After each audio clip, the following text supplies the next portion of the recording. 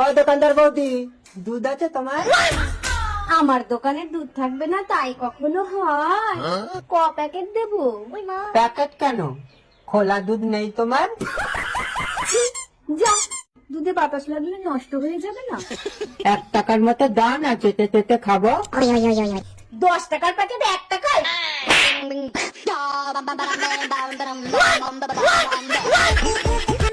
আজ পাত্রপক্ষ আসবে ঘটিকে দেখতে, তুই ঘরের ভেতর থেকে বেরোবি না।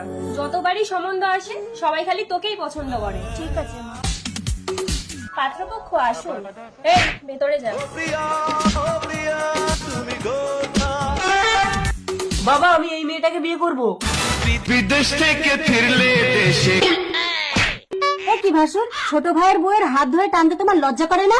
দাদা, আমার বউয়ের হাত ছেড়ে দে বলছি। সেই ছোটবেলা থেকে তোরা দুজনে একটা জিনিস নিয়েই গালাগালি করিস। আরে ভাসুর, আমাকে ভেতরে ঢোকাচ্ছ কেন?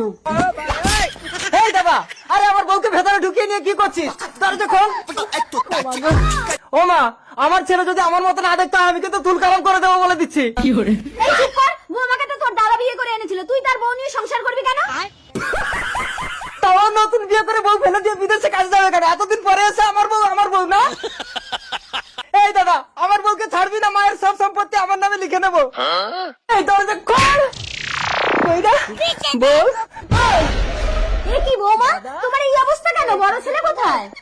ওটা তোমার দাদা ছিল না, ওটা ছিল তোমার দাদার আত্মা। আত্মা? হ্যাঁ মা, তোমার ছেলে বিদেশে কাজে গিয়ে গোপন যন্ত্রে ইট পড়ে ডিম ফেটে মারা গেছে, তাই তো এতকাল আসতে পারিনি। ও বাবা গো, দুটো ডিম ফেটে মারা গেছে আমার দাদা। আমি তো বিধবা হয়েছি, তুমি কাঁদছো কেন? ভাই, শুধু মায়ের সম্পত্তি কেন, তুই আমার সবকিছুই ভোগ কর, আমি চললাম। দাদা, দেখেছো মা, একটা বিধবা বউয়ের গতি করে আমি ভালো করিনি। রানী, রাজকুমারী পারমিতাকে বিয়ে করতে বিভিন্ন রাজ্য থেকে রাজকুমারগণ এসেছে। ঠিক আছে, যদি ওরা দূর থেকে মালা নিক্ষেপ করে রাজকুমারীকে মাল্যদান করতে পারে তবেই এই স্বয়ংবর সিদ্ধ হবে।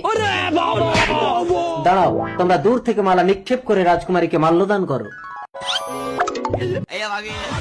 রানী, তুমিও স্বয়ম্বর স্বীকার করলে? অসম্ভব, অসম্ভব। না রানী, এই স্বয়ম্বর তুমি যদি লঙ্ঘন করো তাহলে সারা দেশে আমার বদনাম হবে। যাও রানী, দান বড় ধর্ম। ডাক্তার বাবু, আমার স্বামীকে ক্যান্সারের কেমো দিন। কোনো লাভ হবে না, ক্যান্সারের লাস্ট স্টেজ চলছে। আপনার স্বামীকে বাড়ি নিয়ে গিয়ে ভালো মন্দ খাইয়ে দিন, বেশি দিন আর বাঁচবে না। দাঁড়ান। কি ব্যাপার, আমার ক্যান্সার সেরে গেল কি করে? আমি একেবারে সুস্থ হয়ে গেলাম কি করে? ক্যান্সারের কেমো? ঠিক আছে, তুমি যখন সম্পূর্ণ সুস্থ হয়ে গেছো, তোমার ছুটি, তুমি বাড়ি চলে যাও। না, আমি সুস্থ হয়নি, আমি ভীষণ অসুস্থ, আমার ক্যান্সার সারেনি। আরে কি হলো স্বামী, সুস্থ মানুষ আবার অসুস্থ হয়ে গেলে কেন? ও বউ, তুমি আমাকে বাড়ি নিয়ে চলে গেলে এই ক্যান্সারের কেমো আমি আর পাবো?